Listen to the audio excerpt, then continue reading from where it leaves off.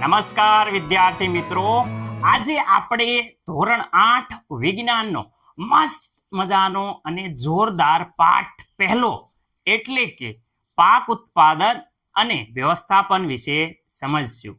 આપણો દેશ એક ખેતી પ્રધાન દેશ છે, એટલે મોટા ભાગના લોકો ખેતી સાથે સંકળાયેલા છે. તો આજે આપણે ખેત ઓજારો, ખેત પદ્ધતિઓ, વાવણી, ખાતર, સિંચાઈ વગેરે વિશે સમજશું. તો હાલો વિદ્યાર્થી મિત્રો, તૈયાર થઈ જાઓ, આપણે કરીએ પાઠની શરૂઆત. પહેલી અને બુજો ઉનાળામાં તેના કાકાના ઘરે ગયા. તેના કાકા એક ખેડૂત છે.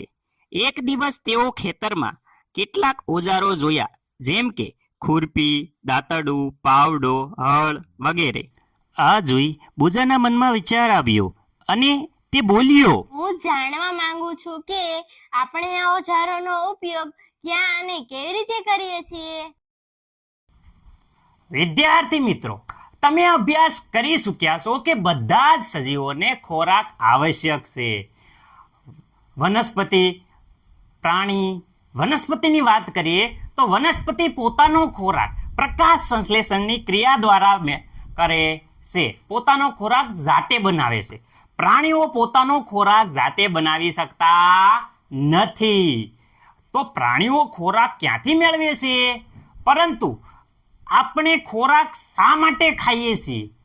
તમે જાણો છો કે ખોરાકમાંથી શક્તિ પ્રાપ્ત થાય છે. આ શક્તિ દ્વારા શરીરની વિવિધ ક્રિયાઓ જેવી કે પાચન, શ્વસન, ઉત્સર્જન વગેરે ક્રિયાઓ આપણે કરીએ છીએ. આપણે ખોરાક વનસ્પતિ અને પ્રાણીઓ બંનેમાંથી મેળવીએ છીએ. ઓકે વિદ્યાર્થી મિત્રો? આપણને બધાને ખોરાકની આવશ્યકતા તો છે, તો પછી આપણે આપણા દેશમાં મોટી સંખ્યામાં માણસોને ખોરાક કેવી રીતે ઉપલબ્ધ કરાવી શકીએ? તેથી ખોરાકનું મોટા પાયે ઉત્પાદન કરવું આવશ્યક છે. આપણા દેશના આ વિશાળ જનસમુદાયને ખોરાક પ્રાપ્તિ કરવા માટે તેનું નિયમિત ઉત્પાદન, યોગ્ય વ્યવસ્થાપન અને વિસ્તરણ આવશ્યક છે. હવે આપણે 1.1 ખેત પદ્ધતિઓ જોઈશું. ઈસવીસન પૂર્વ 10,000 સુધી લોકો ભટકતું જીવન જીવતા હતા. તેઓ ખોરાક તેમજ રહેઠાણની શોધમાં સમૂહમાં એક સ્થળેથી બીજા સ્થળે વિચરણ કરતા રહેતા હતા. તેઓ કાચા ફળ અને શાકભાજી ખાતા હતા અને તેમજ ખોરાક માટે પ્રાણીઓનો શિકાર કરવા લાગ્યા. ત્યારબાદ તેઓ ખેતી કરી ડાંગર, ઘઉં અને અન્ય ખાદ્ય પાકોનું ઉત્પાદન કરવા માંડ્યા. આ પ્રકારે ખેતીની શરૂઆત થઈ. વિદ્યાર્થી મિત્રો, જ્યારે કોઈ એક જ પ્રકારના છોડને કોઈ સ્થાન પર મોટી માત્રામાં ઉછેરવામાં આવે તો તેને પાક કહેવાય છે. ફરીથી બોલું છું, જરા ધ્યાનથી આપજો. જ્યારે કોઈ એક જ પ્રકારના છોડને કોઈ સ્થાન પર મોટી માત્રામાં ઉછેરવામાં આવે તો તેને પાક કહેવાય છે. તમે જાણો છો કે પાક વિવિધ પ્રકારના હોય છે. ઓકે, બોલો તો. અનાજ, શાકભાજી, ફળ, તેઓ જે ઋતુમાં ઉગે તેના આધારે તેનું વર્ગીકરણ કરવામાં આવે છે. આપણો દેશ કયો? આપણો દેશ ભારત એક વિશાળ દેશ છે, જે તાપમાન, ભેજ, વરસાદ જેવી આબોહવાકીય પરિસ્થિતિ એક ક્ષેત્રમાંથી બીજા ક્ષેત્રમાં જુદી જુદી હોય છે. એટલે કે વિદ્યાર્થી મિત્રો, રાજસ્થાનમાં ગરમી પડતી હોય તો ઉપરના વિસ્તારમાં તમે જોજો બરફ પડતો હશે હિમાલય બાજુ. એટલે કે વિદ્યાર્થી મિત્રો, વિવિધ પ્રદેશમાં વિવિધ પ્રકારના પાક થાય છે.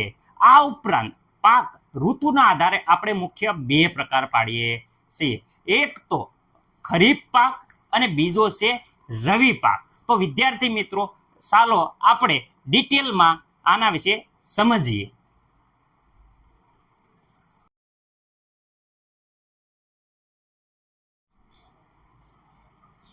તો વિદ્યાર્થી મિત્રો, આપણે જોયું કે 2 પ્રકારે પાકનું વર્ગીકરણ કરી શકાય છે ઋતુના આધારે. એક છે ખરીફ પાક અને બીજો છે રવિ પાક.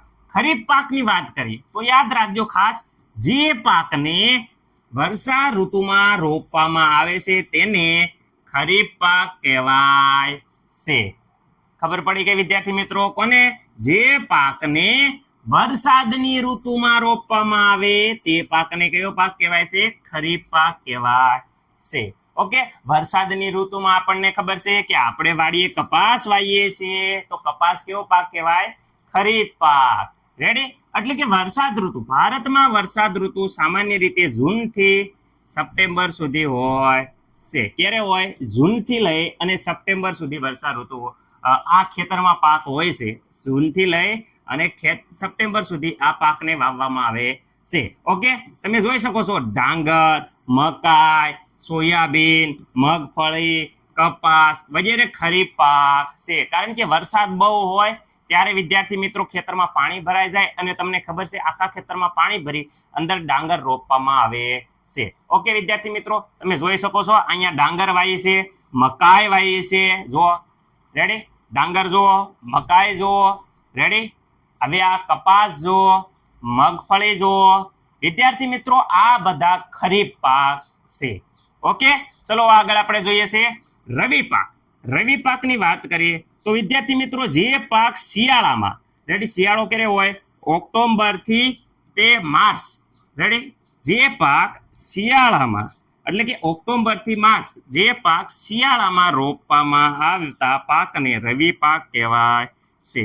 ઓકે, તો કયા કયા પાક છે જે તમે જોઈ શકો છો કે ઘઉં, ચણા, વટાણા, રાઈ, અળસી વગેરે રવિ પાક છે. રેડી વિદ્યાર્થી મિત્રો? જોઈ શકો છો તમે કે ઘઉં, ચણા, રાઈ, વટાણા, અળસી વગેરે રવિ પાકના ઉદાહરણ છે. ઓકે વિદ્યાર્થી મિત્રો, તો હવે આપણે જોશું આ તફાવત સ્વરૂપે. તો વિદ્યાર્થી મિત્રો, હવે આપણે ખરીફ પાક અને રવિ પાકનો મસ્ત મજાનો તફાવત જોઈએ. ખરીફ પાક, જે પાકને વરસાદની ઋતુમાં રોપવામાં આવે છે તેને ખરીફ પાક કહેવાય છે. જે પાકને શિયાળામાં રોપવામાં આવે છે તેને રવિ પાક કહેવાય છે. ખરીફ પાકનું વાવેતર જૂનથી સપ્ટેમ્બર સુધી થાય છે. રવિ પાકનું વાવેતર ઓક્ટોબરથી માર્ચ સુધી થાય છે. ખરીફ પાકમાં કપાસ, મગફળી, મકાઈ, ડાંગર, સોયાબીન વગેરેનો સમાવેશ થાય છે. જ્યારે રવિ પાકમાં ઘઉં, ચણા, વટાણા, રાઈ, અળસી વગેરેનો સમાવેશ થાય છે. તો વિદ્યાર્થી મિત્રો, હવે આપણે ખરીફ પાકનું વાવેતર તમને બતાવું છું. આ કપાસનું વાવેતર છે. તમે જોઈ શકો છો કે આ મગફળીનું વાવેતર છે. આ મકાઈનું વાવેતર છે. આ ડાંગરનું વાવેતર છે.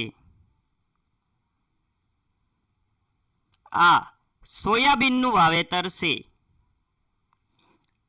આમ ખરીફ પાકમાં કપાસ, મગફળી, મકાઈ, ડાંગર, સોયાબીનનો સમાવેશ થાય છે. જે તમારે ખાસ ઉદાહરણ યાદ રાખવાના છે. આ જ પ્રમાણે વિદ્યાર્થી મિત્રો, આપણે રવિ પાકના વાવેતર જોઈશું. આ ઘઉંનો પાક છે, ચણા, વટાણા, રાઈ, અળસી. તો વિદ્યાર્થી મિત્રો, ઘઉં, ચણા, વટાણા, રાઈ, અળસી વગેરે રવિ પાકનું ઉદાહરણ છે. ઉનાળામાં કઠોળ અને શાકભાજી ઉગાડવામાં આવે છે. તમે જાણો છો ડાંગરને શિયાળામાં શા માટે ઉછેરવામાં નથી આવતા? ડાંગરને વધારે માત્રામાં પાણીની જરૂર પડે છે, તેથી માત્ર તેને ચોમાસામાં જ ઉછેરવામાં આવે છે.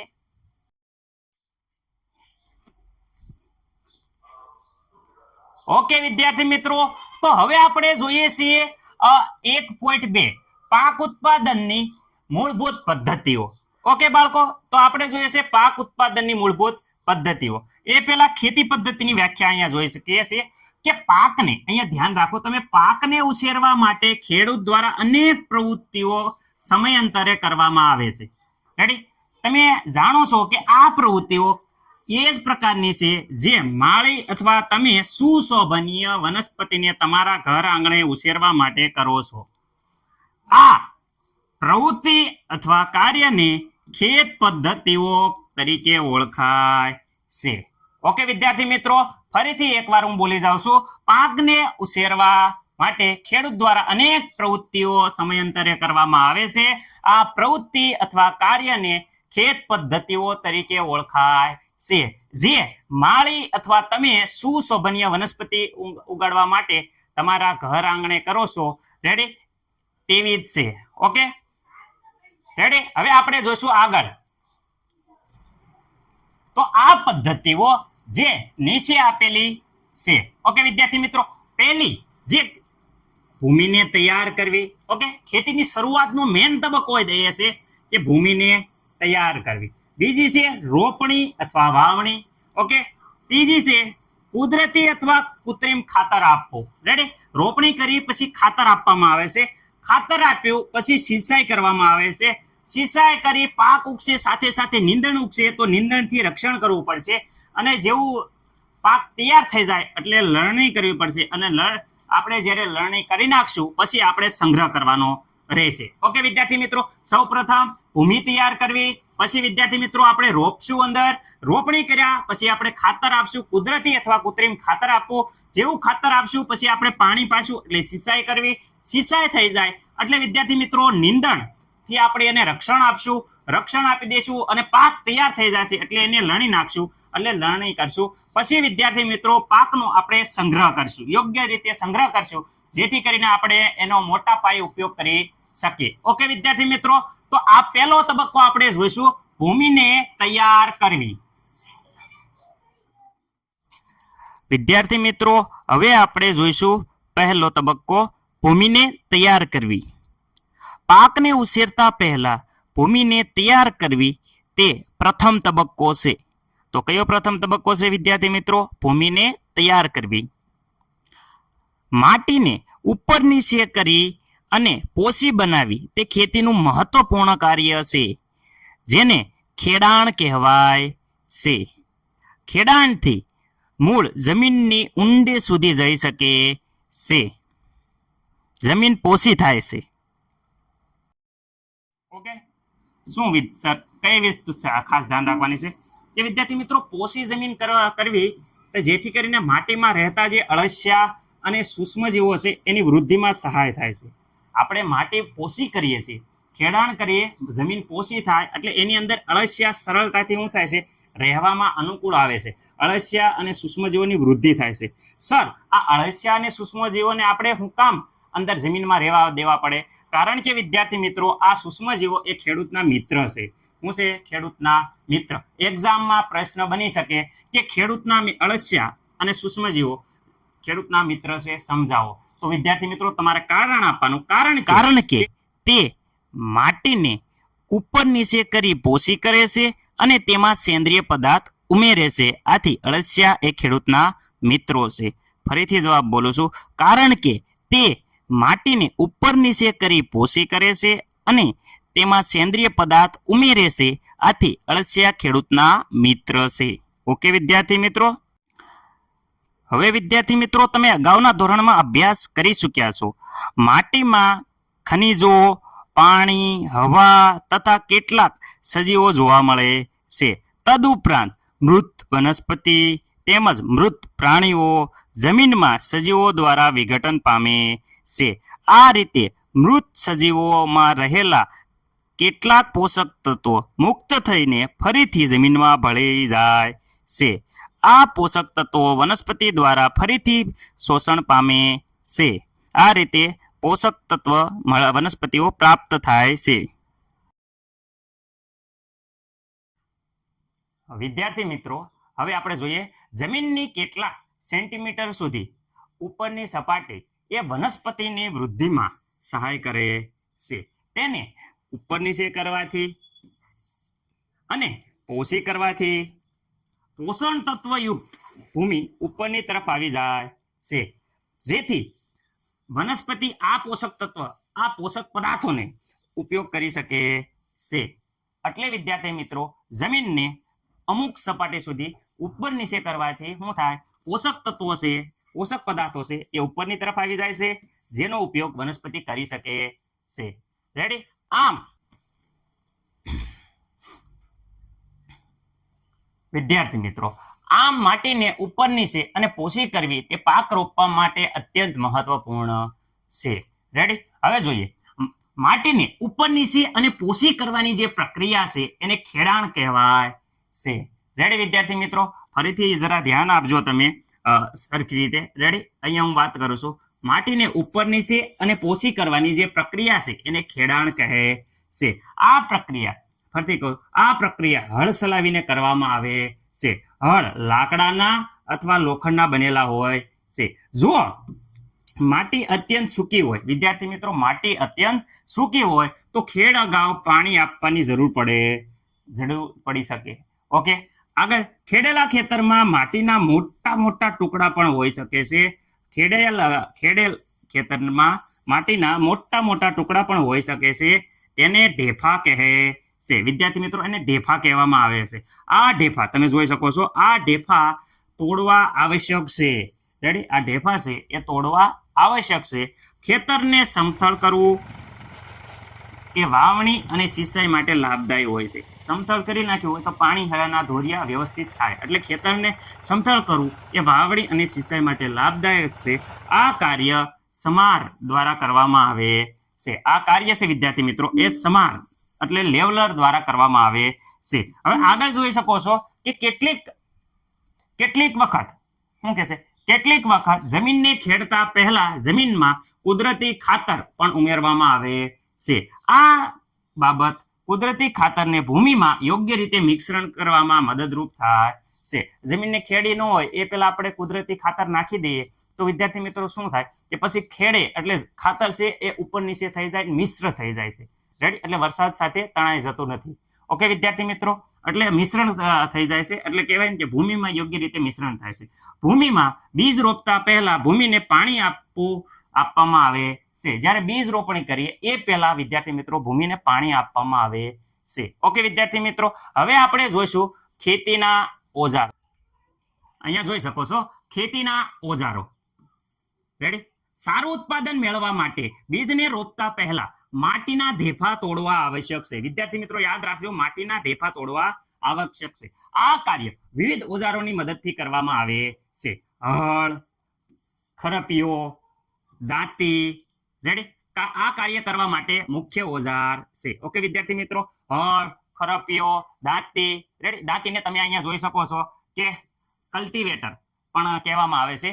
આ કાર્યમાં મુખ્ય છે. રેડી વિદ્યાર્થી મિત્રો? તો આપણે વારાફરતી બધા જોઈશું હળ. પહેલા આપણે જોઈશું હળ વિશે. ઓકે, તો વિદ્યાર્થી મિત્રો હવે જોઈ શકો છો તમે કે હળ છે એ ખાસ કરીને પ્રાચીન સમયથી જ હળનો ઉપયોગ ભૂમિને ખેડવા માટે, પાકમાં ખાતર ભેળવવા માટે, નીંદણ દૂર કરવા માટે, માટીને ઉપર નીચે કરવા માટે થાય છે.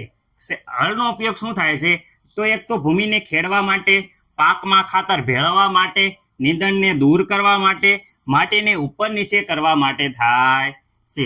આ ઓજાર ખાસ કરીને લાકડાનું બનેલું હોય છે. રેડી? જેને બળદની જોડ તમે જોઈ શકો છો, જેને બળદની જોડ અથવા અન્ય પ્રાણીઓની મદદ સહાયથી ખેંચવામાં આવે છે. રેડી વિદ્યાર્થી મિત્રો? તેમાં ખાસ ધ્યાન રાખજો કે તેમાં લોખંડની મજબૂત, એમાં એક શું હોય છે વિદ્યાર્થી મિત્રો તમે જોઈ શકો છો, તેમાં લોખંડની મજબૂત ત્રિકોણ આકાર પટ્ટી આવેલી હોય છે. તમે જોઈ શકો છો કે એમાં લોખંડની મજબૂત ત્રિકોણ આકાર પટ્ટી આવેલી હોય છે. તેને શું કહેવામાં આવે છે? ફાલ કહે છે. વિદ્યાર્થી મિત્રો કોને ફાલ કહેવાય? તો યાદ રાખજો કે હળમાં લોખંડની મજબૂત ત્રિકોણાકાર પટ્ટી આવેલી હોય છે તેને ફાલ કહેવાય છે. પ્રશ્ન બની શકે વિદ્યાર્થીઓ, ફાલ એટલે શું? તો યાદ રાખજો, ફરીથી એકવાર બોલું છું કે હળમાં લોખંડની મજબૂત ત્રિકોણાકાર પટ્ટી આવેલી હોય છે તેને ફાલ કહેવાય છે. હળનો મુખ્ય ભાગ ખાસ યાદ રાખજો કે હળનો જે મુખ્ય ભાગ છે એ લાંબો અને લાકડાનો બનેલો હોય છે. વિદ્યાર્થી મિત્રો સાઈડમાં જોઈ શકો છો તમે કે હળનો જે મુખ્ય ભાગ છે એ લાંબો અને વિદ્યાર્થી મિત્રો લાંબા લાકડાનો બનેલો હોય છે, જેને હળ સાફ્ટ કહેવામાં આવે છે. રેડી, તમે જોઈ શકો છો સાઈડમાં કે હળ સાફ્ટ છે એ લાકડાનો લાંબો જે ભાગ છે એને હળ સાફ્ટ કહેવામાં આવે છે. રેડી વિદ્યાર્થી મિત્રો, હવે જો આગળ આપણે જઈએ તો આ હળ સાફ્ટ તમે જોઈ લીધું. હવે જોઈ શકો છો કે તેના એક છેડા પર હેન્ડલ હોય છે. તમે જુઓ, તેના એક છેડા પર શું હોય છે? હેન્ડલ છે, અને બીજો છેડો છે એ જોત સાથે જોડાયેલો હોય છે. એક છેડો છે તે હેન્ડલ છે વિદ્યાર્થી મિત્રો હોય છે, અને બીજો છેડો છે એ જોત સાથે જોડાયેલો હોય છે, જેને બળદની ગરદન ઉપર રાખવામાં આવે છે. ઓકે, જેને શું કરવામાં આવે છે? જે જોત હોય, જોત એટલે બળદને જોતવામાં આવે, એટલે કે બળદની ગરદન ઉપર રાખવામાં આવે છે. એક જોડ બળદ અને સામાન્ય રીતે એક માણસ સરળતાથી આ ચલાવી શકે છે. એક જોડ બળદ એટલે બે બળદ અને એક માણસ હોય તો આ હળને સરળતાથી ચલાવી શકાય છે. આકૃતિમાં તમે જોઈ શકો છો કે એક જોડ બળદ અને એક માણસ હોય તો આ હળ સરળતાથી ચાલે છે. ઓકે વિદ્યાર્થી મિત્રો, હાલના સમયમાં આ હળનો ઉપયોગ થાય છે? તો ના, હાલના સમયમાં લોખંડના હળ જે ઝડપથી વિદ્યાર્થી મિત્રો લાકડાનું જે દેશી હળ છે એની જગ્યા લઈ લીધી છે. એટલે સાઈડમાં જોઈ શકો છો કે હવે લોખંડના હળથી આપણે ખેતર ખેડવામાં આવે છે. ઓકે વિદ્યાર્થી મિત્રો, તો હવે આપણે આગળ વધીએ. વિદ્યાર્થી મિત્રો, હવે ખરપિયો. આ જે ખરપિયો છે એ આપણા જે ખેતરમાં ખરપિયો હોય છે, જે આપણા બધા હળ કે બળદ હાંકતી વખતે જ્યારે આપણે જો ખરપિયો હોય એના કરતા અલગ છે, એટલે બે મિક્સ ન થાય. આ ખરપિયાનો ઉપયોગ જ્યારે આપણે પરીક્ષામાં ખરપિયો આવશે એટલે એનો ઉપયોગ નીંદણ દૂર કરવા માટે થાય છે, એ ખાસ યાદ રાખજો. રેડી, તો જોઈએ છે ખરપિયો. આ ખરપિયો એક સાદું ઓજાર છે. રેડી વિદ્યાર્થી મિત્રો, ખરપિયો એક સાદું ઓજાર છે જે નીંદણ દૂર કરવા, જમીનને પોષી કરવા માટે વપરાય છે. ખાસ યાદ રાખજો, નીંદણને દૂર કરવા માટે અને જમીનને પોષી કરવા માટે આ ખરપિયાનો ઉપયોગ થાય છે.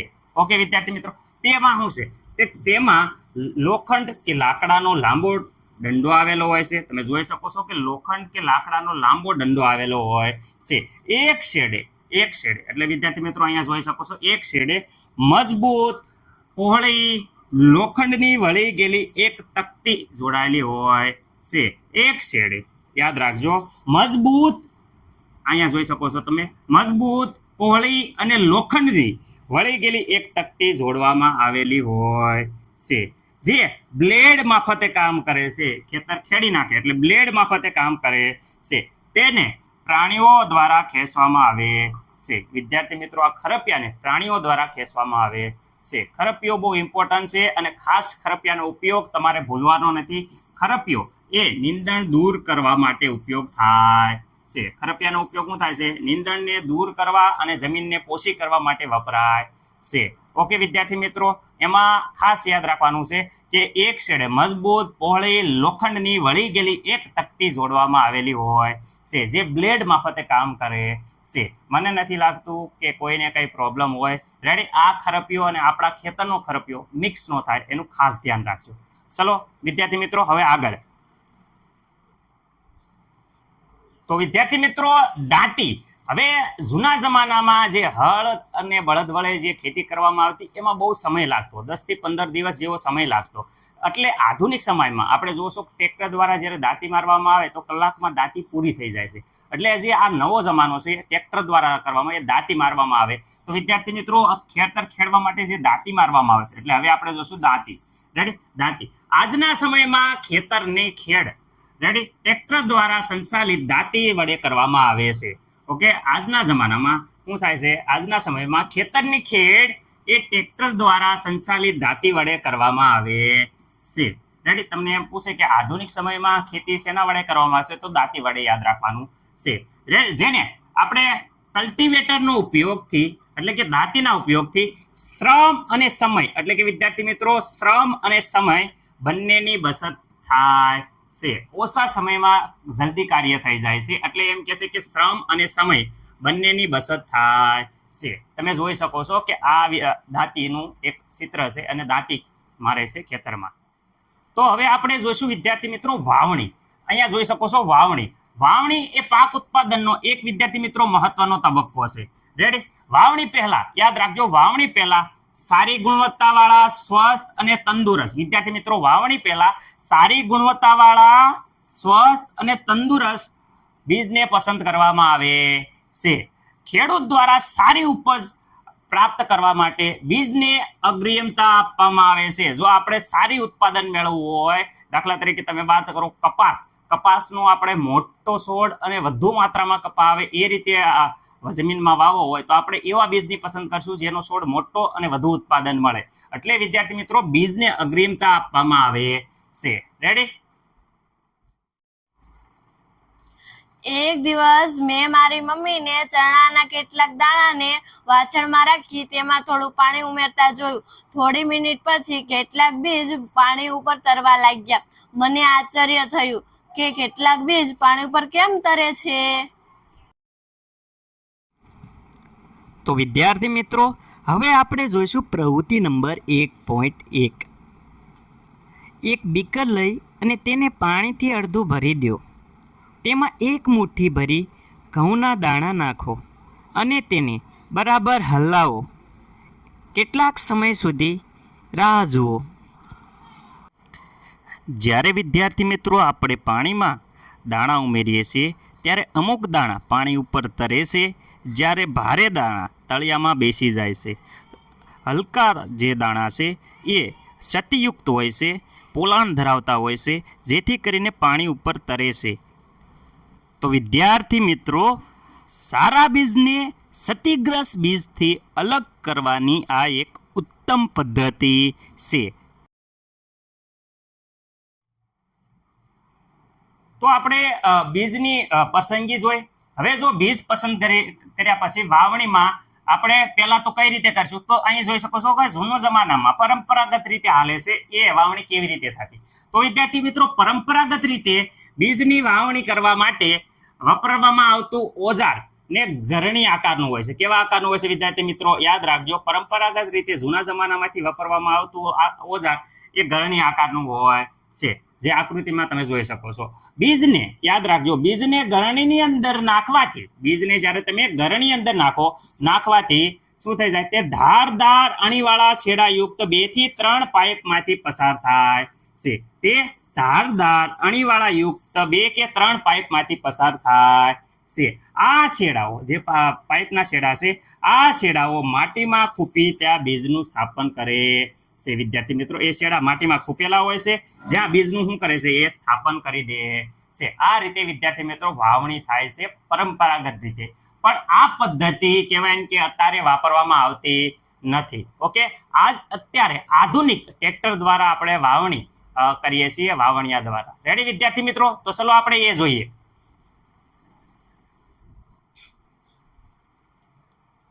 તો વિદ્યાર્થી મિત્રો, આધુનિક જમાનામાં વાવણી શેની મદદથી કરવામાં આવે? તો આધુનિક જમાનામાં વાવણિયાની મદદથી કરવામાં આવે છે. રેડી વિદ્યાર્થી મિત્રો? વાવણિયાની મદદથી વાવણી કરવામાં આવે છે. આજના જમાનામાં ટ્રેક્ટર દ્વારા સંચાલિત વાવણિયાનો ઉપયોગ થાય છે. તે સમાન અંતરે તેમજ સમાન ઊંડાઈએ બીજને રોપે છે. તે સુનિશ્ચિત કરે છે કે રોપણી પછી બીજ માટી દ્વારા ઢંકાયેલું રહે. રેડી? બીજને માટી દ્વારા શું થઈ જાય છે? માટી દ્વારા ઢંકાયેલું રહે. આ બાબત બીજને શું કરે છે? બીજને પક્ષીઓ દ્વારા ખાઈ જવાની પ્રક્રિયાથી બચાવે છે. તે શું થાય? બીજને પક્ષી દ્વારા ખાઈ જવાની પ્રક્રિયાથી બચે છે. વાવણિયા દ્વારા રોપણી કરવાથી સમય અને મહેનત બંને બચાવ થાય છે. રેડી વિદ્યાર્થી મિત્રો? જોઈ શકો છો કે આધુનિક જમાનામાં જે વાવણીઓ છે એ કેટલો ઉપયોગી છે. કારણ કે એક તો જો એમાં સમાન અંતર અને સમાન ઊંડાઈએ બીજ રોપે છે, જ્યારે પરંપરાગત રીતે વાવણીઓ હતો એમાં શું થાય? બળદ કે દ્વારા આપણે રોપણી કરવામાં આવે તો અમુક જગ્યાએ ઉપર, અમુક જગ્યાએ નીચે બીજ વહી જાય છે. પરંતુ આમાં સમાન અંતર અને સમાન ઊંડાઈએ જાય છે બીજ. રેડી? આપણે જોઈ શકો છો. અને બીજની રોપણી થઈ જાય પછી ઉલ્યા પરંપરાગતમાં શું થાય? અમુક બીજ ખુલ્લા રહી જાય, પરંતુ આમાં તો બધા જ બીજ ઢકાઈ જાય છે. એટલે વિદ્યાર્થી મિત્રો, બધા બીજ ઢકાઈ જાય એટલે પક્ષીઓ દ્વારા ખાઈ જવાતા નથી. ઓકે, અને બીજી વાત મેન તો એ છે કે આ વાવણિયાનો સમય, અને ખાસ યાદ રાખજો આધુનિક જે એટલા ઓજારો છે એમાં સમય અને મહેનત બંનેનો બચાવ થશે. ઓકે, આધુનિક સમયના જે વાહનો ઉપયોગ કરીએ છીએ ટ્રેક્ટર દ્વારા, એમાં સમય અને મહેનતનો બચાવ થાય છે, એટલે તે આપણે એનો ઉપયોગ કરીએ છીએ, જે સરળતાથી આપણે વાવણી કરી શકીએ છીએ. ઓકે વિદ્યાર્થી મિત્રો, હવે આગળ જોઈએ આપણે.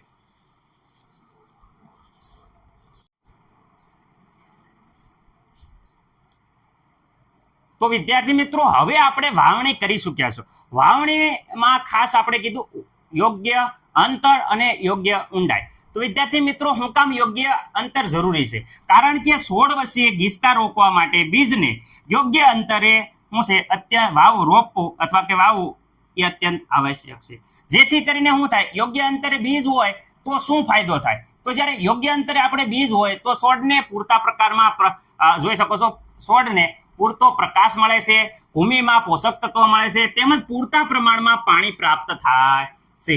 અને સમયાંતરે આ ગીચતાપણું રોકવા માટે અમુક ઝાઝા બીજ વહી ગયા હોય, ઝાઝા છોડવા ઉગી ગયા હોય, ત્યાં શું થાય છે, ગીચતાપણું રોકવા માટે કેટલાક છોડને દૂર કરવામાં આવે છે. એટલે જોઈ શકો છો, તલ જ્યારે વાવી, તલ હાવ નાના નાના હોય, તો એક સાથે ક્યારેક ઝાઝા તલ વહી જાય તો આ એક સાથે 10 છોડવા ઉગી જાય છે. તો આપણે અમુક એમાંથી છોડ છે તલના, એ ખેંચી અને દૂર કરીએ છીએ. કારણ કે શું કામ આટલું ગીચતોપણું દૂર કરવું પડે? કારણ કે છોડને યોગ્ય પ્રકાશ મળી રહે, યોગ્ય પ્રમાણમાં ભૂમિમાંથી પોષક તત્વો મળી રહે, પૂરતા પ્રમાણમાં પાણી મળી રહે. આ માટે એની ગીચતા જે જરૂરી છે, એક આરે 3 ઉગે તો વાંધો નહીં, પણ એક આરે 12 જ્યારે તલના છોડ ઉગી જાય તો એને પૂરતા પ્રમાણમાં પોષક તત્વો મળતા નથી, અને બધા છોડવા નાના નાના થાય, અને આપણું ઉત્પાદન પૂરતા પ્રમાણમાં મળતું નથી. એટલે આ વધારે પ્રમાણમાં જે છોડ છે એને તમે જોઈ શકો છો કે દૂર કરવા અત્યંત આવશ્યક છે. રેડી વિદ્યાર્થી મિત્રો?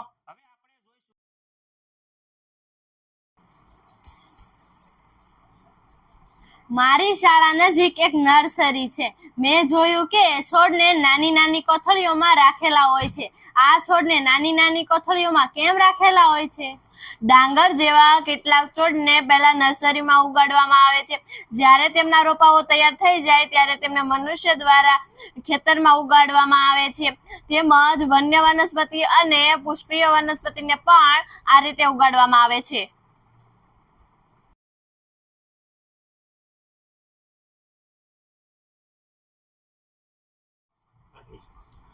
મેં એક ખેતરમાં ઉગેલા સ્વસ્થ પાકને જોયો. જ્યારે પાછળના ખેતરમાં છોડ નબળા હતા. શા માટે કેટલાક છોડ અન્ય છોડની સરખામણીએ વધારે સારી રીતે વૃદ્ધિ પામે છે? તો વિદ્યાર્થી મિત્રો, હવે આપણે જોઈએ છીએ કુદરતી ખાતર અને કૃત્રિમ ખાતરનું ઉમેરણ. વનસ્પતિની સ્વસ્થ વૃદ્ધિ માટે પોષક દ્રવ્ય સ્વરૂપે જે પદાર્થ માટીમાં ઉમેરવામાં આવે છે તેને ખાતર કહેવાય છે. ઓકે, ફરીથી એક વ્યાખ્યા બોલું છું, યાદ રાખજો. વનસ્પતિની સ્વસ્થ વૃદ્ધિ માટે પોષક દ્રવ્ય સ્વરૂપે જે પદાર્થને માટીમાં ઉમેરવામાં આવે તેને ખાતર કહેવાય છે. ખાતરના મુખ્ય 2 પ્રકાર છે વિદ્યાર્થી મિત્રો, તમે જાણો છો કે એક છે કુદરતી ખાતર અને બીજું છે કૃત્રિમ ખાતર. રેડી? હવે આપણે વાત કરીએ કે જમીન એટલે કે ભૂમિ જે પાકને ખનિજ પોષક તત્વો પ્રદાન કરે છે. હવે આ પોષક તત્વો એ પાકની વૃદ્ધિ માટે ખૂબ જ આવશ્યક છે. તો તમે વિચારો કે કેટલાક ક્ષેત્રમાં કેટલાક ખેડૂતો છે એ ખેતરમાં એક પાક પછી બીજો પાક પછી ત્રીજો પાક, એક ધારા પાક લે કરે, તો ખેતરમાં ક્યારેય પણ વાવણી વિનાનું કે પડતર ખેતર રહેવા દેતા નથી. રેડી વિદ્યાર્થી મિત્રો? તો કલ્પના કરો કે પોષક દ્રવ્યનું શું થાય. રેડી? આ એક વિચારવા જેવી વાત છે. પાકને સતત ઉગાડવાથી માટીમાંથી પોષક દ્રવ્ય ઓછા થઈ જાય છે. આથી ખેડૂતોએ ભૂમિને પોષક તત્વ પુનઃ પ્રાપ્ત પાડવા માટે ખેતરમાં કુદરતી ખાતર ઉમેરવું પડે છે. આ ક્ષતિ પૂરી કરવા માટે ખેડૂત ખેતરમાં કુદરતી ખાતર આપે છે. આ પ્રક્રિયાને ખાતર આપવાની પ્રક્રિયા કહેવાય છે. ઓકે વિદ્યાર્થી મિત્રો, અયોગ્ય અથવા અપૂરતા પ્રમાણમાં કુદરતી ખાતર આપવાથી છોડ નબળા પડી જાય છે.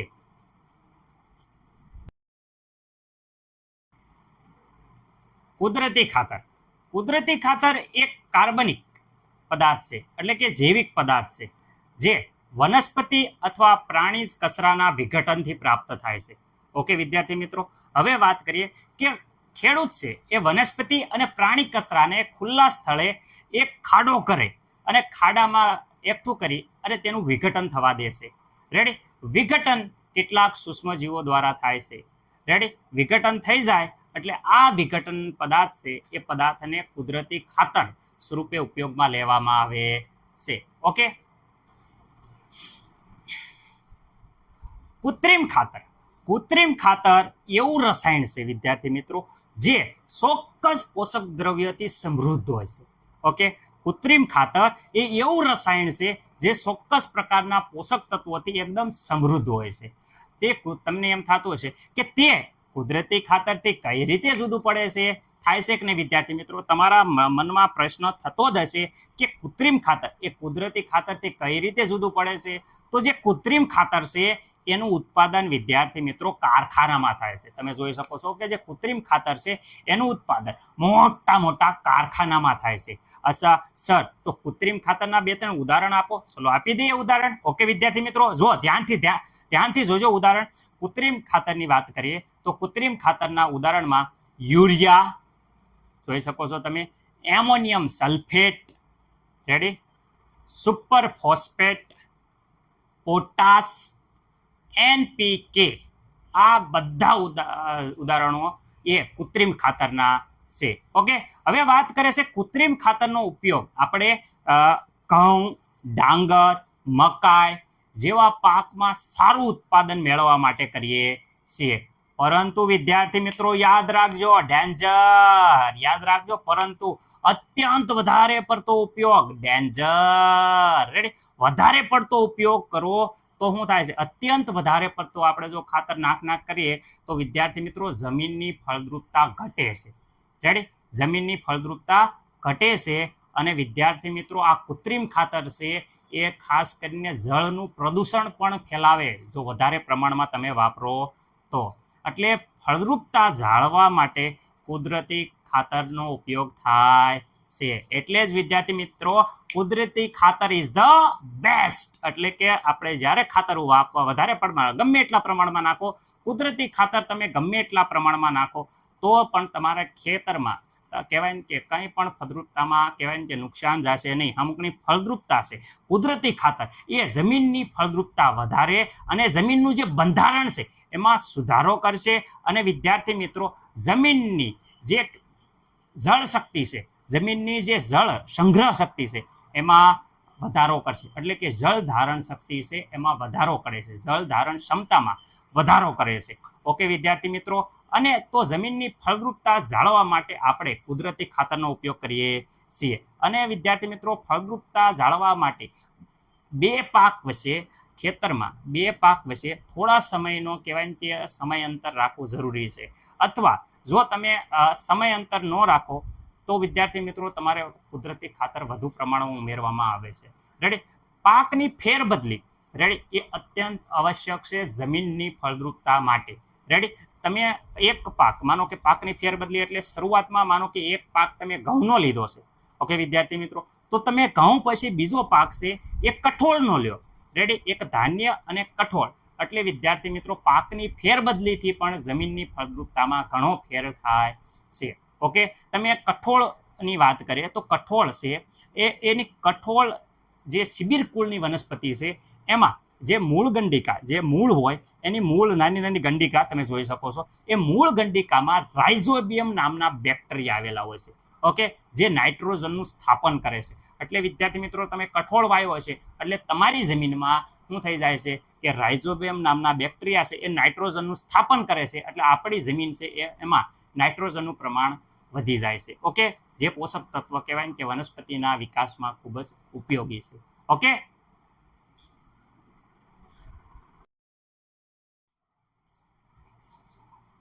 કુદરતી ખાતર અને કૃત્રિમ ખાતર. એટલે વિદ્યાર્થી મિત્રો જે કૃત્રિમ ખાતર અને કુદરતી ખાતરનો વચ્ચેનો તફાવત, આ પ્રશ્ન વારંવાર પરીક્ષામાં આવે છે. એટલે દરેક વિદ્યાર્થીને મારે નમ્ર વિનંતી છે કે તમે આ પ્રશ્ન ખાસ ધ્યાનપૂર્વક આપજો અને આ પ્રશ્ન હું સમજાવી દઉં પછી વ્યવસ્થિત રીતે 2 વાર લખી અને પાકો કરી નાખજો. આ પ્રશ્ન બહુ ઇમ્પોર્ટન્ટ છે એટલે તમે ખાસ પાકો કરી નાખજો. કૃત્રિમ ખાતર અને વિદ્યાર્થી મિત્રો કુદરતી ખાતર. કૃત્રિમ ખાતર એક માનવ સર્જિત અકાર્બનિક ક્ષાર છે. વિદ્યાર્થી મિત્રો યાદ રાખજો, એક માનવ સર્જિત અકાર્બનિક ક્ષાર છે. જ્યારે કુદરતી ખાતર એક પ્રાકૃતિક પદાર્થ છે જે શાણ તેમજ વનસ્પતિના અવશેષોના વિઘટનથી પ્રાપ્ત થાય છે. એક પ્રાકૃતિક પદાર્થ છે જે શાણ તેમજ વનસ્પતિના અવશેષોના વિઘટનથી પ્રાપ્ત થાય છે. કૃત્રિમ ખાતર આગળ જોઈએ. કૃત્રિમ ખાતર એ કારખાનામાં તૈયાર થાય છે. યાદ રાખજો, કૃત્રિમ ખાતર છે એ કારખાનામાં તૈયાર થાય છે. જ્યારે કુદરતી ખાતર છે એ વિદ્યાર્થી મિત્રો આપણે ખેતરમાં તૈયાર કરી શકાય છે. ઓકે, કારખાનામાં તૈયાર થાય, ખેતરમાં તૈયાર કરી શકાય છે. કૃત્રિમ ખાતર છે એ જમીનને સેન્દ્રિય પદાર્થો પ્રાપ્ત થતા નથી. કયા વિદ્યાર્થી મિત્રો? કયા પદાર્થો? તો વિદ્યાર્થી મિત્રો સેન્દ્રિય પદાર્થો વિદ્યાર્થી મિત્રો પ્રાપ્ત થતા નથી. કુદરતી ખાતર છે એમાં ભરપૂર માત્રામાં સેન્દ્રિય પદાર્થ પ્રાપ્ત થાય છે. એટલે ભરપૂર માત્રામાં સેન્દ્રિય પદાર્થ હોય છે. ઓકે વિદ્યાર્થી મિત્રો, આગળ વાત કરીએ તો આ કૃત્રિમ ખાતર છે એમાં શું વધારો હોય? તો કૃત્રિમ ખાતરમાં વનસ્પતિ માટે જરૂરી જે પોષક દ્રવ્યો છે વિદ્યાર્થી મિત્રો યાદ રાખજો, પોષક દ્રવ્યો જેવા કે નાઇટ્રોજન, ફોસ્ફરસ, પોટેશિયમ એ ભરપૂર માત્રામાં હોય છે. રેડી? જે પોષક દ્રવ્યો હોય એ ભરપૂર માત્રામાં હોય, પણ એની સાપેક્ષમાં કૃત્રિમ ખાતરની સાપેક્ષમાં કુદરતી ખાતરમાં વનસ્પતિ માટે જે જરૂરી પોષક દ્રવ્યો છે એ સાપેક્ષમાં ઓછી રીતે હોય છે. રેડી? એટલે કે વિદ્યાર્થી મિત્રો કૃત્રિમ ખાતર છે એમાં પોષક દ્રવ્યો છે એ વધુ માત્રામાં હોય છે, જ્યારે કુદરતી ખાતરમાં પોષક દ્રવ્યો એ કૃત્રિમ જે ખાતર છે એની સાપેક્ષમાં ઓછી માત્રામાં હોય છે તો ખરું પણ ઓછી માત્રામાં હોય છે. અને આ કહેવાય ને કે વનસ્પતિને જરૂરી પોષક દ્રવ્યો છે એ થોડીક ઓછી માત્રામાં હોય છે. રેડી? પરંતુ સેન્દ્રિય પદાર્થ એ ભરપૂર માત્રામાં હોય છે, એ ખાસ યાદ રાખજો. રેડી?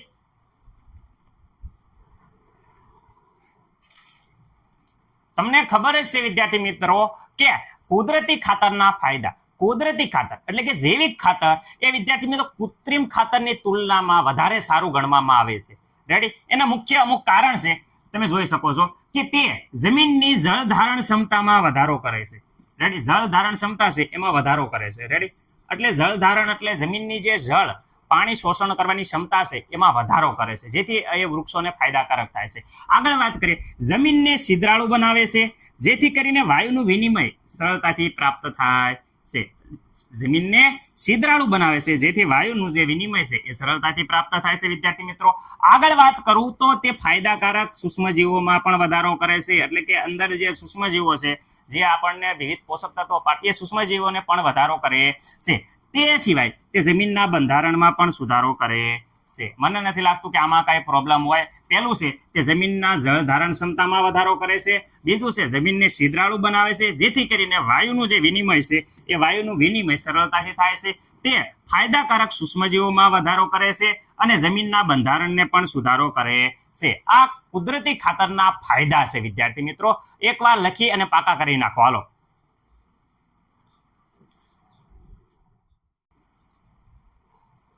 ओके विद्यार्थी मित्रों, टिप टिप बरसे पानी, पानी में आग लगा दे लगा दे लगा दे.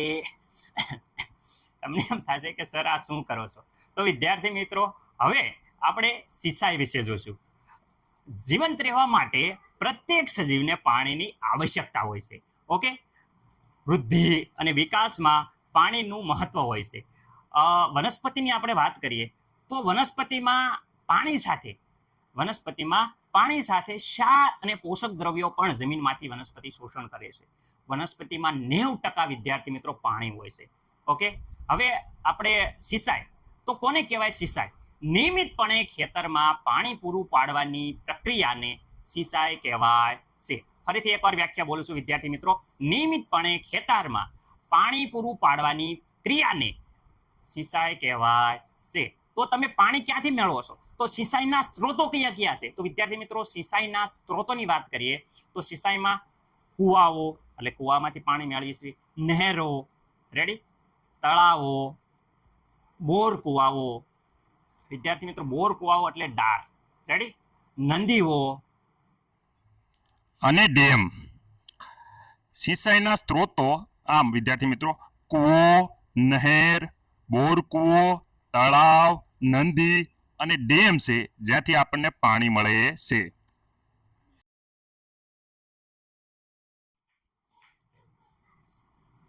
સિંચાઈની પરંપરાગત પદ્ધતિઓની વાત કરીએ વિદ્યાર્થી મિત્રો, તો સિંચાઈની જે પરંપરાગત પદ્ધતિ છે એમાં કઈ રીતે જૂના જમાનામાં પાણી કઈ રીતે વિદ્યાર્થી મિત્રો કહેવાય ને કે કાઢતા હતા એની વાત કરીએ. તમે જોઈ શકો છો કે કુવાઓ, સરોવર તેમજ નહેરોમાં ઉપલબ્ધ પાણીને ઉપરની તરફ ખેંચીને ખેતરમાં પહોંચાડવાની પદ્ધતિઓ જુદા જુદા ક્ષેત્રમાં જુદી જુદી હતી. આ પદ્ધતિઓમાં ખાસ કરીને આ પદ્ધતિઓમાં ઢોર અથવા મજૂર ઉપયોગી બને છે. ઓકે વિદ્યાર્થી મિત્રો, યાદ રાખજો, આ જૂના જમાનાની ખાસ પદ્ધતિઓમાં ઢોર અથવા મજૂરની મદદથી પાણી ખેંચવામાં આવે છે. આ મુદ્દો તમારે યાદ રાખવાનો છે. તેથી આ પદ્ધતિ સસ્તી છે વિદ્યાર્થી મિત્રો, હાવ સસ્તી. બરોબર, આ પદ્ધતિ શું છે? સસ્તી છે, પરંતુ ઓછી કાર્યક્ષમ છે. ઓછી કાર્યક્ષમ એટલે કલાક લગીન મથે તો વિદ્યાર્થી મિત્રો ઓછું પાણી આવે. બરોબર, એટલું બધું પાણી આવે નહીં. કલાક લગીન મથે ત્યારે માન થોડુંક પાણી કાઢી શકે છે. એટલે આ પદ્ધતિ શું છે? ઓછી કાર્યક્ષમ છે. ઓકે, આ પદ્ધતિ ઓછી ખર્ચાળ પરંતુ ઓછી કાર્યક્ષમ છે. વિવિધ પદ્ધતિઓ જે પરંપરાગત પદ્ધતિઓ છે, હવે વિદ્યાર્થી મિત્રો એના વિશે આપણે જોઈશું. કઈ કઈ પરંપરાગત પદ્ધતિ છે? તો મોટ જોઈ શકો છો, સેન પંપ, ઢેકલી, રેટ. ઓકે, એ બધા વિશે હવે આપણે ડિટેલમાં જોઈશું.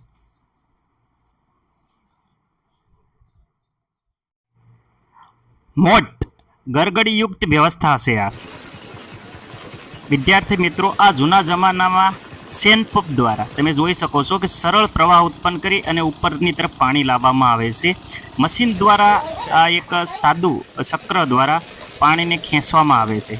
સેનપંપ એ તમે જોઈ શકો છો કે નીચેથી ઉપર તરફ સળંગ પાણીના પ્રવાહને લાવી શકાય છે અને આ એક મશીન સાથે પણ જોઈન્ટ કરવામાં આવ્યું છે.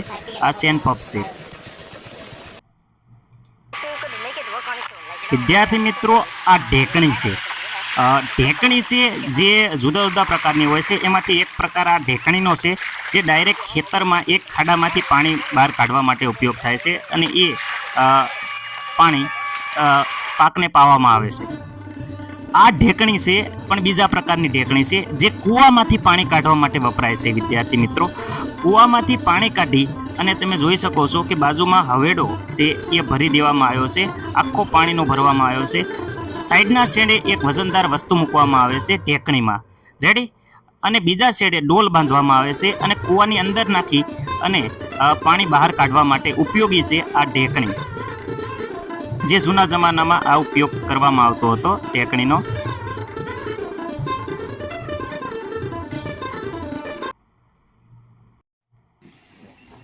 જૂના જમાનામાં ખૂબ જ ઉપયોગી એવું આ યંત્ર છે રહેંટ. સાદું યંત્ર કહી શકાય છે કારણ કે બે સકડીનો ઉપયોગ થાય છે.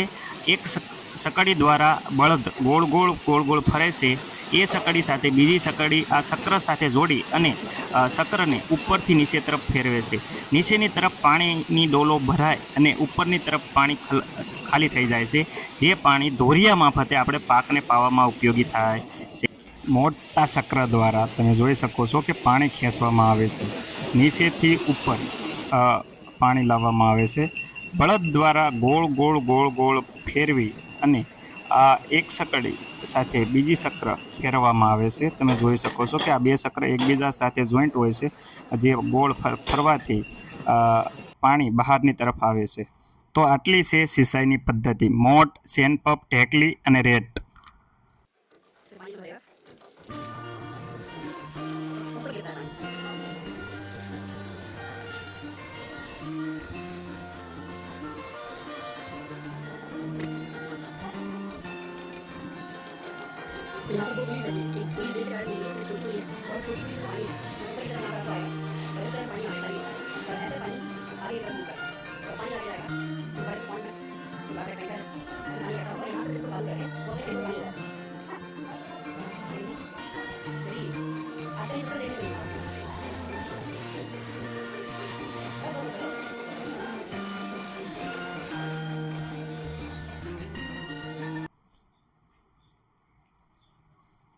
હવે વિદ્યાર્થી મિત્રો તમે જોયું બધું કઈ કઈ પદ્ધતિ જૂના ઓલામાં વપરાતી, અને હવે તમને ખબર હશે કે આપણે હજી દાદા ને એ બધા મશીનનો ઉપયોગ કરતા હતા, ધક ધક ધક ધક ધક ધક ધક થઈને ઉપડતું હોય, રેડી, ડીઝલનો ઉપયોગ કરતા, નીચે પંખો હોય છે, રેડી. આ પદ્ધતિ વિદ્યાર્થી મિત્રો પરંપરાગત પદ્ધતિ કહેવાય. તમને ખબર હશે કે મોટું મશીન હોય, મશીનની નીચે પંખો હોય છે, રેડી, અને પંખાની મદદથી પાણી ખેંચવામાં આવતું હતું, રેડી, પંપ. ઓકે, આ કહેવાય. આગળ જોઈએ આપણે પાણીને ઉપર ખેંચવા માટે સામાન્ય રીતે પંખો એટલે કે પંપનો ઉપયોગ કરવામાં આવે છે. આ પંપ છે એ ચલાવવા માટે ડીઝલ, બાયોગેસ, વિદ્યુત ઉર્જા તેમજ સૌર ઉર્જાની ઉપયોગ કરવામાં આવે છે. ઓકે વિદ્યાર્થી મિત્રો, હવે આપણે જોઈશું આધુનિક સિંચાઈ પદ્ધતિઓ.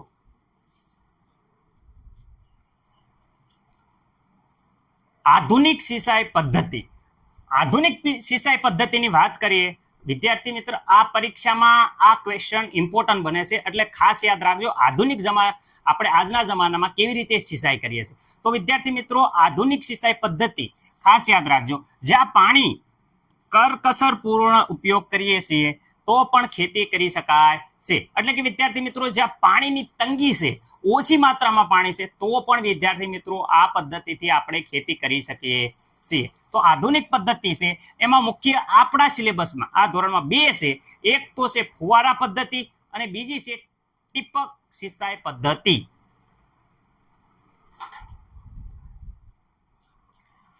ફુવારા પદ્ધતિ વિદ્યાર્થી મિત્રો, હવે આ પદ્ધતિ છે ફુવારા પદ્ધતિ. ખાસ કરીને આ પદ્ધતિનો ઉપયોગ અસમતલ ભૂમિમાં કરવામાં આવે છે. અસમતલ એટલે જે ડુંગરાળ વિસ્તાર હોય, જ્યાં પૂરી એકદમ સમતલ ન હોય, ખાડા ખડિયા હોય, એવી જમીન ઉપર આ ફુવારા પદ્ધતિનો ઉપયોગ થાય છે. જ્યારે પાણીમાં અપૂરતી માત્રામાં હોય, પાણી ઓછી માત્રામાં હોય, એટલે કે રેડી, પાણી પૂરતી માત્રામાં પ્રાપ્ત થતું હોતું નથી, ત્યારે શું કરવામાં આવે છે, આ પદ્ધતિમાં કેવી રીતે ગોઠવવામાં આવે છે. તો પાઇપની વાત કરે તો કાટખૂણે પાઇપના ઉપરના છેડા તરફ નોઝલ લગાવવામાં આવે છે. વિદ્યાર્થી મિત્રો, પાઇપના ઉપલા છેડા પાઇપને કાટકોણે ગોઠવી અને ઉપલા છેડે નોઝલ લગાવવામાં આવે છે. આ પાઇપ જે કાટખૂણે ગોઠવેલી પાઇપો છે, આ પાઇપ નિશ્ચિત અંતરે મુખ્ય પાઇપ સાથે જોડવામાં આવે છે. ઓકે, જોડાણો હોય છે, જોડેલી હોય છે. જ્યારે પંપની મદદથી પાણી મુખ્ય પાઇપમાં પહોંચાડવામાં આવે છે, ત્યારે તે ફરતી નોઝલમાંથી બહાર નીકળે છે. ઓકે, મુખ્ય પાઇપમાં જ્યારે પાણી પહોંચાડવામાં આવે ત્યારે ફરતી નોઝલમાંથી પાણી બહાર નીકળે છે. એના છેડે એને છંટકાવ છોડ ઉપર એવી રીતે થાય છે, એનો છંટકાવ છોડ ઉપર એવી રીતે થાય છે કે જાણે વરસાદ પડતો હોય. વિદ્યાર્થી મિત્રો, પાણી જ્યારે બહાર નીકળે ત્યારે પાણીનો છંટકાવ એવી રીતે થાય છે, તમે જોઈ શકો છો સાઈડમાં, કે છોડ ઉપર વરસાદ થતો હોય, વરસાદનું ઋતુ હોય, એ પ્રમાણે આ ફુવારામાંથી સાંટામાં થઈ જાય અને સાંટા છે એ છોડ ઉપર પડે છે. એટલે કે વરસાદ પડતો હોય એ રીતે છંટકાવ થાય છે. આ પદ્ધતિ ખાસ કરીને આ પદ્ધતિ ક્યાં, તો ઘાસવાળી જમીન, કોફીના વાવેતર, ખાસ યાદ રાખજો, ઘાસવાળી જમીન, જે ગાર્ડન હોય એમાં તમે જોઈ શકો કે ફુવારા ચાલુ હોય. ઘાસવાળી જમીન, કોફીના વાવેતર અને અન્ય કેટલા પાકમાં આ પદ્ધતિ કહેવાય કે ઉપયોગી છે. ઓકે વિદ્યાર્થી મિત્રો, હવે આપણે આગળની પદ્ધતિ જોઈએ.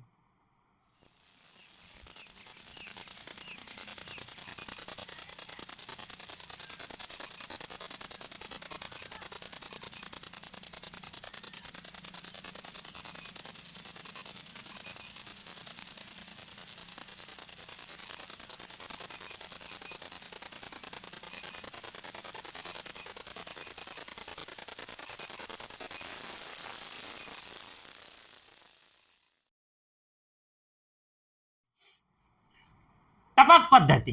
વિદ્યાર્થી મિત્રો, ટપક પદ્ધતિની વાત કરીએ તો આ પદ્ધતિમાં પાણી ટીપે ટીપે સીધું જ મૂળની નજીક પડે છે, તેથી આ પદ્ધતિને શું કહેવામાં આવે છે, ટપક પદ્ધતિ. ફરીથી યાદ રાખજો, આ પદ્ધતિમાં પાણી ટીપે ટીપે સીધું જ મૂળના નજીક પડે છે, તેથી આ પદ્ધતિને શું કહેવાય છે, ટપક પદ્ધતિ કહે છે. ખાસ કરીને ફળાઉ વનસ્પતિઓ, બગીચાના વૃક્ષો આ પાણી આપવાની એક છે ને સર્વોત્તમ પદ્ધતિ છે. ઓકે વિદ્યાર્થી, પાણી આપવા માટેની ટપક પદ્ધતિ એ સર્વોત્તમ પદ્ધતિ છે, બધી પદ્ધતિમાં ઉત્તમમાં ઉત્તમ. રેડી, આ પદ્ધતિમાં શું કામ ઉત્તમ કહેવાય છે આટલી બધી, તો આ પદ્ધતિમાં પાણીનો વય બિલકુલ થતો નથી, જરાય પણ પાણીનો વય થતો નથી. પાણીને એક પણ માત્રામાં કહેવાય કે બહુ ઓછી, આમાં પાણીનો વય બિલકુલ થતો નથી. ઓકે, આ પદ્ધતિ જે પાણીના અસતવાળા વિસ્તાર છે એ વિસ્તારમાં શું છે એક વરદાન રૂપ છે. જ્યાં પાણીની અસત છે ત્યાં આ પદ્ધતિથી વૃક્ષો અને છોડ ઉછેરી શકાય છે. તેથી આ એક વરદાન રૂપ કહેવાય છે. ઓકે વિદ્યાર્થી મિત્રો, તો આ ટપક પદ્ધતિ. હવે આપણે આગળ વધીએ.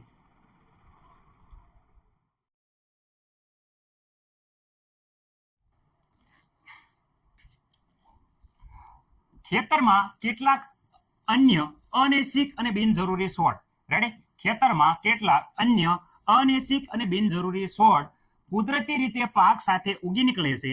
આવા અનૈચ્છિક અને બિનજરૂરી છોડને નિંદણ કહેવાય છે.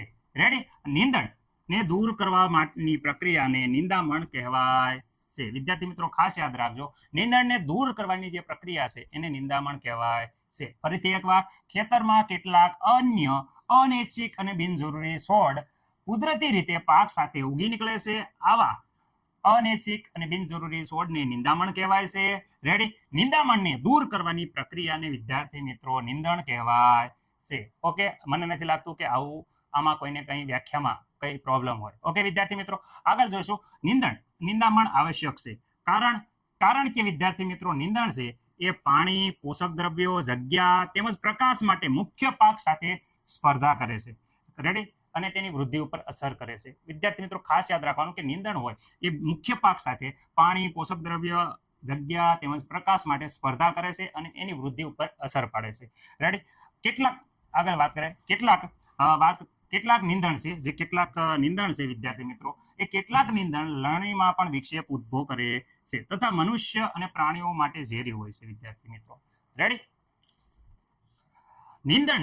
નિંદણને કેટલાક રસાયણની મદદથી પણ નિયંત્રિત કરવામાં આવે છે, જેને નિંદામણ નાશક કહેવામાં આવે છે. વિદ્યાર્થી મિત્રો ફરીથી કહું છું, નિંદણને કેટલાક રસાયણની મદદથી પણ નિયંત્રિત કરવામાં આવે છે, જેને નિંદણ નાશક તરીકે કહેવાય છે. ઓકે, જેમ કે 2,4-D ખેતરમાં નિંદણ નાશક માટે છંટકાવ કરવામાં આવે છે. રેડી, જે પાકને નુકસાન કરતા નથી. નિંદણ નાશકનું જરૂરી માત્રાવાળું દ્રાવણ મેળવવા માટે તે પાણી વડે મંદ કરવામાં આવે છે અને તેને સ્પ્રેની મદદથી ખેતરમાં છંટકાવ કરવામાં આવે છે. પંપની મદદથી જે આપણે છંટકાવ કરીએ એ પ્રમાણે વિદ્યાર્થી મિત્રો છંટકાવ કરવામાં આવે છે. તમે જોઈ શકો છો.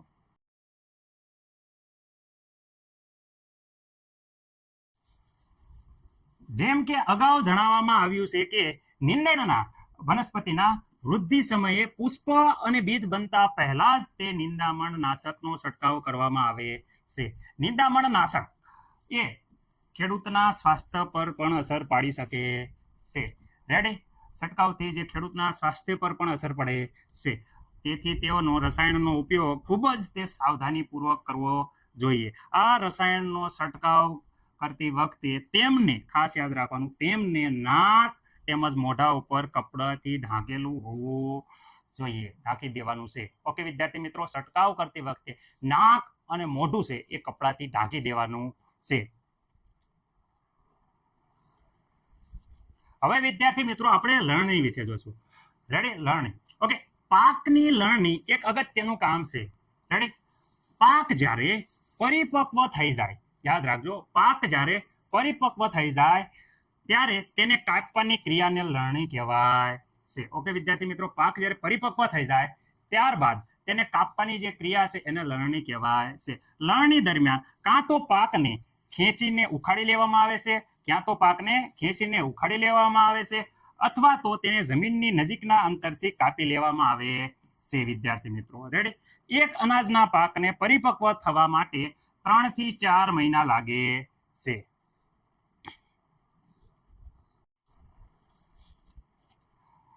આપણા દેશમાં દાંતરડાની મદદથી હાથ વડે લણણી કરવામાં આવે છે. એક મશીનનો પણ ઉપયોગ કરવામાં આવે છે, જેને હાર્વેસ્ટર કહેવાય છે. લણણી માટે તમે જોઈ શકો છો, એક મશીનનો પણ ઉપયોગ કરવામાં આવે છે, જેને હાર્વેસ્ટર કહેવામાં આવે છે. શું વિદ્યાર્થી મિત્રો? હાર્વેસ્ટર. લણણી માટે ઉપયોગમાં લેવાના મશીનનું નામ શું છે? તો એને કહેવાય છે હાર્વેસ્ટર કહેવામાં આવે છે. રેડી, કાપવામાં આવેલા પાકમાંથી દાણા અથવા બીજને ભૂસામાંથી અલગ કરવાની હોય તો તેને થ્રેસિંગ કહે છે હું વિદ્યાર્થી મિત્રો કે કાપવામાં આવેલા પાકમાંથી દાણા અથવા બીજને ભૂસામાંથી અલગ કરવા હોય તો તેને થ્રેશિંગ કહે છે. થ્રેશિંગ કહે છે. જે મશીન દ્વારા આ બંને કાર્ય કરવામાં આવે છે તેને કમ્બાઇન મશીન કહેવામાં આવે છે. રેડી? જે મશીન દ્વારા આ બંને કાર્ય કરવામાં આવે છે તેને કમ્બાઇન મશીન કહે છે, જે હકીકતમાં હાર્વેસ્ટર તથા થ્રેશરનું સંયુક્ત સ્વરૂપ છે. વિદ્યાર્થી મિત્રો ખાસ યાદ રાખજો, જે હાર્વેસ્ટર અને થ્રેશરનું સંયુક્ત મશીન છે જેને કમ્બાઇન મશીન કહેવામાં આવે છે. ચિત્ર તમે જોઈ શકો છો વિદ્યાર્થી મિત્રો.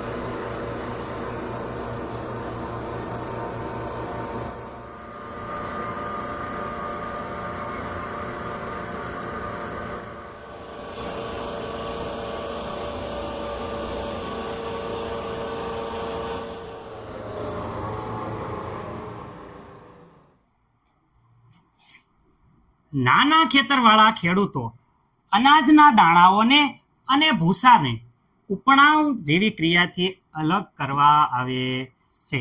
રેડી?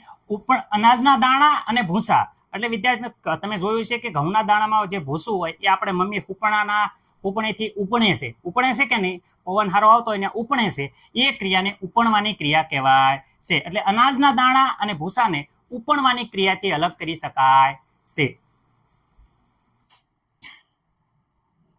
વિદ્યાર્થી મિત્રો હવે આપણે આટલી બધી મહેનત કરી પછી જે પાક આવ્યો એ પાકનો સંગ્રહ કરવામાં આવે છે. તો વિદ્યાર્થી મિત્રો હવે સંગ્રહ વિશે જોઈશું. સંગ્રહ, ઓકે, સંગ્રહ વિશે સમજીએ તો વિદ્યાર્થી મિત્રો જે ઉત્પાદન છે એનો સંગ્રહ એક મહત્વપૂર્ણ કાર્ય છે. જો લણેલા પાકને વધારે સમય સુધી રાખવો હોય તો તેને ભેજ, જીવજંતુઓ, ઉંદર તથા સૂક્ષ્મજીવોથી સુરક્ષિત રાખવો જોઈએ.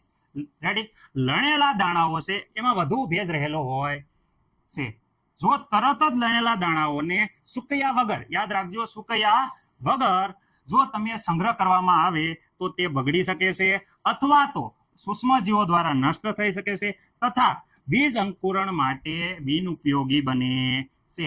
આથી વિદ્યાર્થી મિત્રો સંગ્રહ પહેલા દાણાઓને તાપમાં સૂકવવા જોઈએ. યાદ રાખજો, તાપમાં સૂકવવા જોઈએ. સંગ્રહ કરીએ એ પહેલા તડકામાં વ્યવસ્થિત રીતે સૂકવી દેવાના, ભેજનું પ્રમાણ જેથી ઘટી જાય. રેડી? તેમાં રહેલા ભેજની તમે જોઈ શકો છો માત્રામાં ઘટાડો થાય છે. આ ભેજ ઘટી જાય તો વિદ્યાર્થી મિત્રો આ બાબત કીટકો, ઉપદ્રવ્યો, જીવાત, જીવજંતુઓ, બેક્ટેરિયા, ફૂગથી રક્ષણ પામે છે. ઓકે વિદ્યાર્થી મિત્રો, એટલે ખાસ યાદ રાખજો, લણણી થઈ ગયા પછી પાકનો સંગ્રહ કરતા પહેલા તેને 1-2 દિવસ તડકામાં સૂકવવામાં આવે છે જેથી ભેજની માત્રા ઘટે છે. ઓકે વિદ્યાર્થી મિત્રો. અનાજના સંગ્રહ માટેના કોઠારો છે, તમે જોઈ શકો છો. કંતાનના કોથળા ભરેલા અનાજનો વખારનો સંગ્રહ.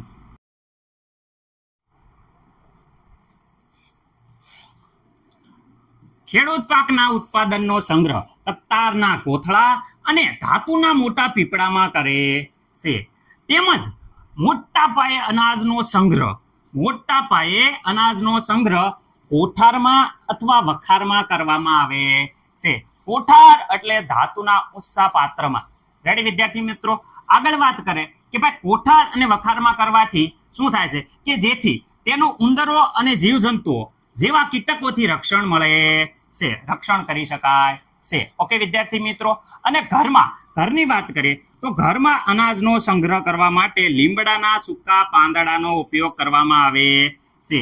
ઘરમાં આપણે અનાજનો સંગ્રહ કરવો હોય તો એમાં લીમડાના સૂકા પાંદડાનો ઉપયોગ કરવામાં આવે છે.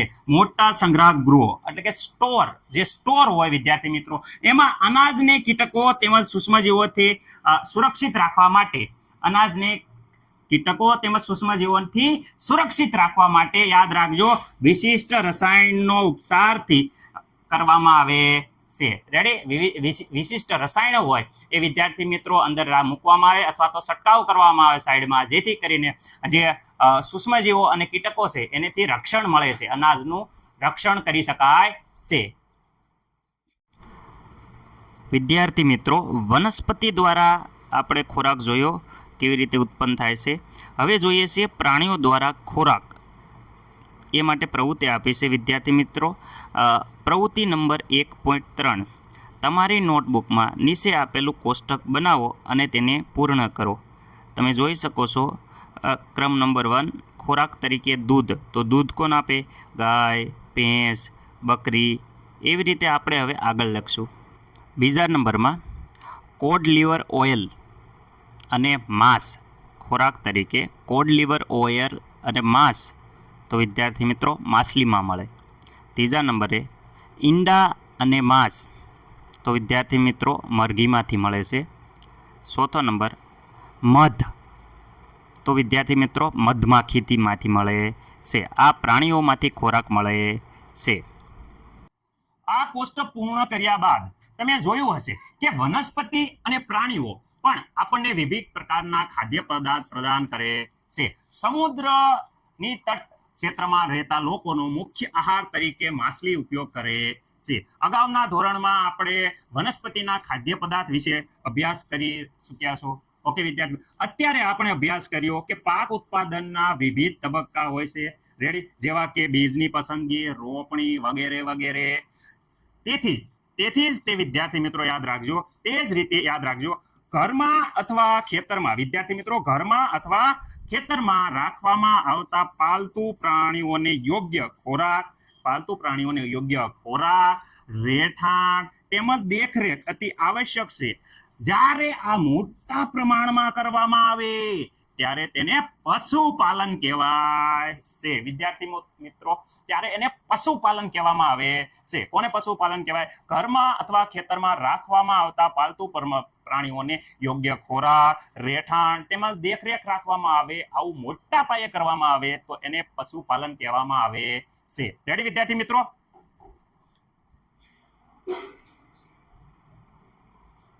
આશા છે વિદ્યાર્થી મિત્રો કે સંપૂર્ણ પાઠ તમને સારી રીતે ખબર પડી ગઈ છે. ઓકે, અહીંયા આપણે પાઠને પૂર્ણ કરીએ છીએ. બીજા પાઠના વિડીયો તમને પ્લેલિસ્ટમાં મળી જશે, પણ નામ યાદ રાખજો. રેડી? ચેનલનું નામ છે Taviya online teaching, TOT, Taviya online teaching. તો મળીએ આપણે આગલા લેક્ચરમાં. જય હિન્દ, જય ભારત. લાઈક કરો, અમારી સાથે જોડાઈ જાઓ. લાઈક કરો, લાઈક કરો, લાઈક કરો, લાઈક કરો, લાઈક કરો અને અમારી સાથે જોડાઈ જાઓ.